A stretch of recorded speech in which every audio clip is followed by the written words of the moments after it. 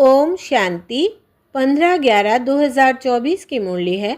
मुख्य रूप से बाबा ने कहा, यहाँ कोई कहे हम पुण्य आत्मा है, यह बिल्कुल असंभव है, क्योंकि दुनिया ही कलियुगी तमो प्रधान है। मनुष्य जिसको पुण्य का काम समझते हैं वो भी पाप हो जाता है, क्योंकि हर कर्म विकारों के वश हो करते हैं। आगे कहा, अपनी बेहद की डायरी में चार्ट नोट करना है कि हमने याद में रहकर कितना फ़ायदा बढ़ाया, घाटा तो नहीं पड़ा। याद के समय बुद्धि कहाँ कहाँ गई। इस जन्म में छोटेपन से हमसे कौन कौन से उल्टे कर्म अथवा पाप हुए हैं वो नोट करना है। जिस बात में दिल खाती है उसे बाप को सुनाकर हल्का हो जाना है। अब कोई भी पाप का काम नहीं करना है। अब सुनते हैं महावाक्यों को विस्तार से। बाबा ने कहा, मीठे बच्चे, अपनी जांच करो कि कितना समय बाप की स्मृति रहती है, क्योंकि स्मृति में है ही फायदा, विस्मृति में है घाटा। प्रश्न है, इस पाप आत्माओं की दुनिया में कौन सी बात बिल्कुल असंभव है और क्यों? उत्तर, यहाँ कोई कहे हम पुण्य आत्मा है, यह बिल्कुल असंभव है, क्योंकि दुनिया ही कलियुगी तमो प्रधान है। मनुष्य जिसको पुण्य का काम समझते हैं वो भी पाप हो जाता है, क्योंकि हर कर्म विकारों के वश हो करते हैं। ओम शांति। यह तो बच्चे समझते होंगे, हम अभी ब्रह्मा के बच्चे ब्रह्मा कुमार कुमारियां हैं, फिर बाद में होते हैं देवी देवता। यह तो तुम ही समझते हो, दूसरा कोई नहीं समझते।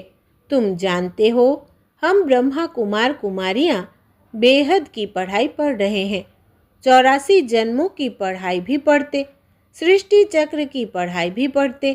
फिर तुमको यह शिक्षा मिलती है कि पवित्र बनना है।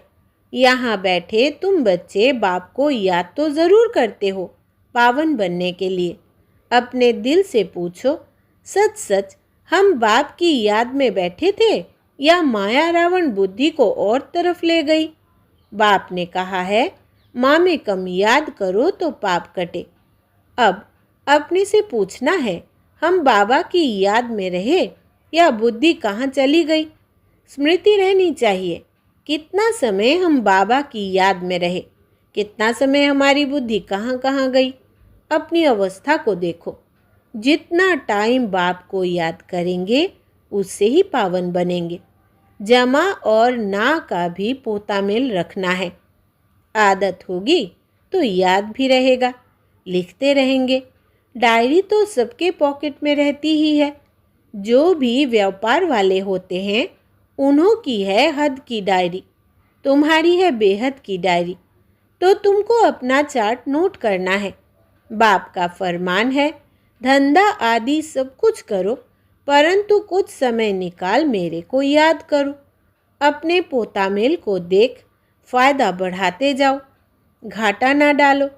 तुम्हारी युद्ध तो है ना, सेकंड में फायदा सेकंड में घाटा। झट मालूम पड़ता है हमने फायदा किया या घाटा। तुम व्यापारी हो ना, कोई विरला यह व्यापार करे।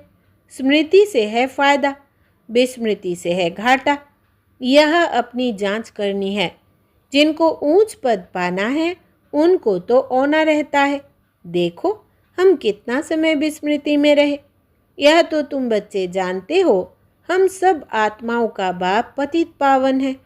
हम असुल आत्माएं हैं, अपने घर से यहाँ आए हैं। यह शरीर लेकर पाठ बजाते हैं। शरीर विनाशी है, आत्मा अविनाशी है। संस्कार भी आत्मा में रहते हैं। बाबा पूछते हैं, हे आत्मा, याद करो, इस जन्म के छोटेपन में कोई उल्टा काम तो नहीं किया है? याद करो। 3-4 वर्ष से लेकर याद तो रहती है, हमने छोटेपन में कैसे बिताया है, क्या क्या किया है। कोई भी बात दिल अंदर खाती तो नहीं है, याद करो। सतयुग में पाप कर्म होते ही नहीं तो पूछने की बात नहीं रहती। यहाँ तो पाप होते ही है। मनुष्य जिसको पुण्य का काम समझते हैं वो भी पाप ही है। यह है ही पाप आत्माओं की दुनिया। तुम्हारी लेन देन भी है पाप आत्माओं से। पुण्य आत्मा यहाँ है ही नहीं। पुण्य आत्माओं की दुनिया में फिर एक भी पाप आत्मा नहीं। पाप आत्माओं की दुनिया में एक भी पुण्य आत्मा नहीं हो सकती। जिन गुरुओं के चरणों में गिरते हैं वो भी कोई पुण्य आत्मा नहीं है। यह तो है ही कलयुग, सो भी तमो प्रधान। तो इसमें कोई पुण्य आत्मा होना ही असंभव है। पुण्य आत्मा बनने लिए ही बाप को बुलाते हैं कि आकर हमको पावन आत्मा बनाओ। ऐसे नहीं कोई बहुत दान पुण्य आदि करते हैं, धर्मशाला आदि बनाते हैं तो वो कोई पुण्य आत्मा है? नहीं। शादियों आदि के लिए हॉल आदि बनाते हैं, यह कोई पुण्य थोड़ी ही है। यह समझने की बातें हैं। यह है रावण राज्य, पाप आत्माओं की आसुरी दुनिया। इन बातों को सिवाय तुम्हारे और कोई नहीं जानते।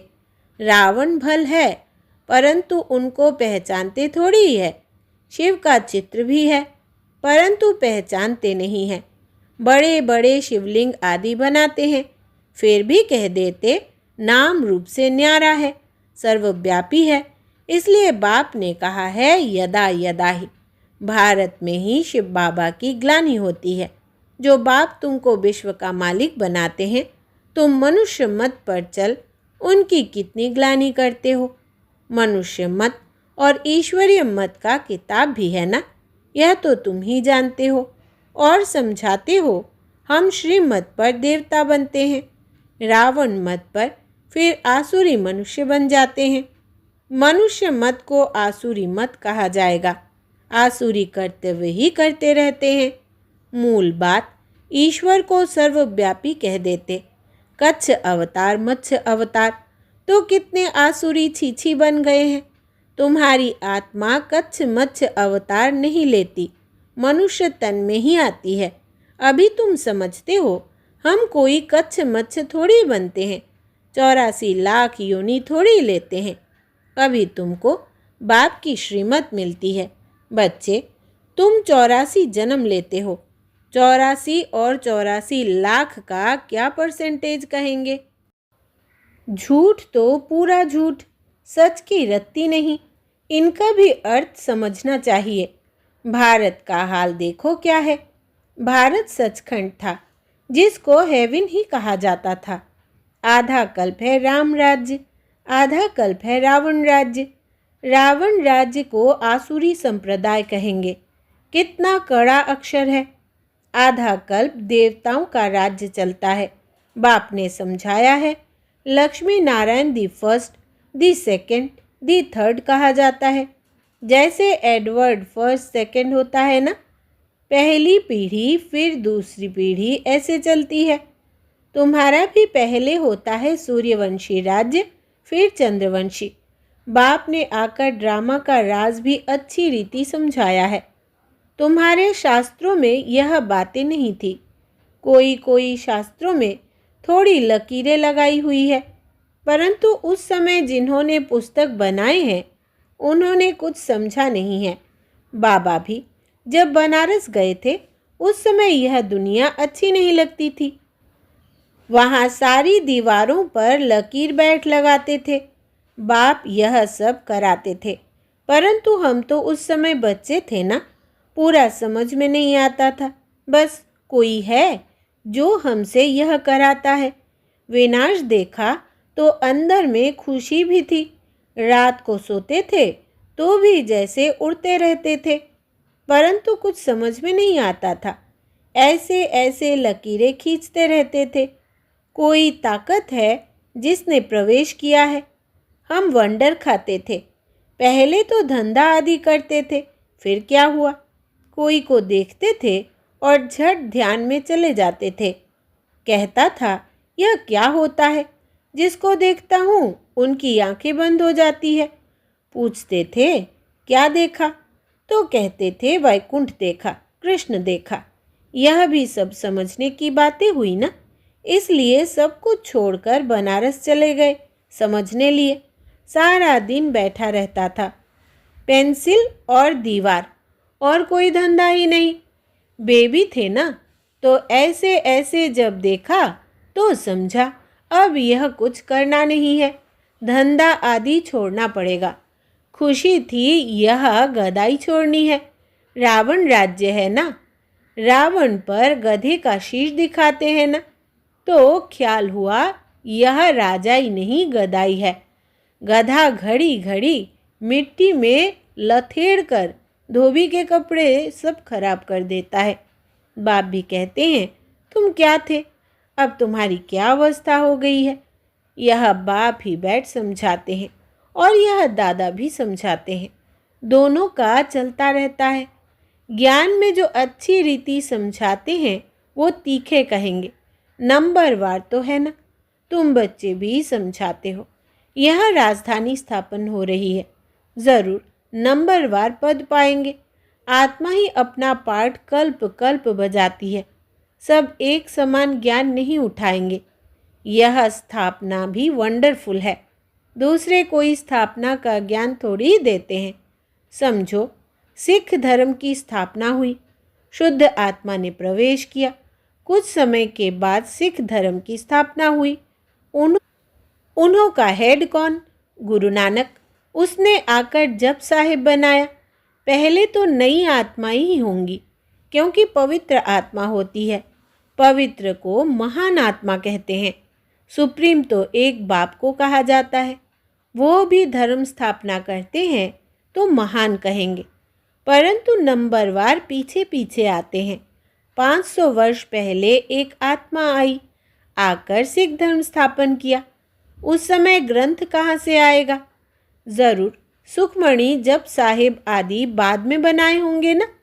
क्या शिक्षा देते हैं? उमंग आता है तो बाप की बैठ महिमा करते हैं, बाकी यह पुस्तक आदि तो बाद में बनते हैं, जब बहुत हो। पढ़ने वाले भी चाहिए ना, सबके शास्त्र पीछे बने होंगे। जब भक्ति मार्ग शुरू हो तब शास्त्र पढ़े, ज्ञान चाहिए ना।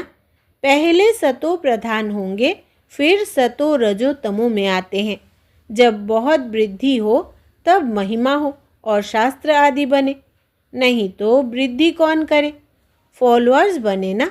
सिख धर्म की आत्माएं आवे जो आकर फॉलो करे, उसमें बहुत टाइम चाहिए।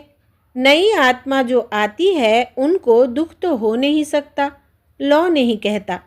आत्मा सतो प्रधान से सतो रजो तमो में आवे तब दुख हो, लौ भी है ना। यहाँ है मिक्सअप, रावण संप्रदाय भी है तो राम संप्रदाय भी है। अभी तो संपूर्ण बने नहीं है, संपूर्ण बनेंगे तो फिर शरीर छोड़ देंगे। कर्मातीत अवस्था वाले को कोई दुख हो न सके, वो इस छीछी दुनिया में रह नहीं सकते, वो चले जाएंगे। बाकी जो रहेंगे वो कर्मातीत नहीं बने होंगे। सब तो एक साथ कर्मातीत हो नहीं सकते। भल विनाश होता है तो भी कुछ बचेंगे, प्रलय नहीं होती। गाते भी है राम गयो रावण गयो। रावण का बहुत परिवार था, हमारा परिवार तो थोड़ा है। वो कितने ढेर धर्म है। वास्तव में सबसे बड़ा हमारा परिवार होना चाहिए, क्योंकि देवी देवता धर्म सबसे पहला है। अभी तो सब मिक्सअप हुए हैं तो क्रिश्चियन बहुत बन गए हैं। जहाँ मनुष्य सुख देखते हैं, पोजीशन देखते हैं, तो उस धर्म के बन जाते हैं।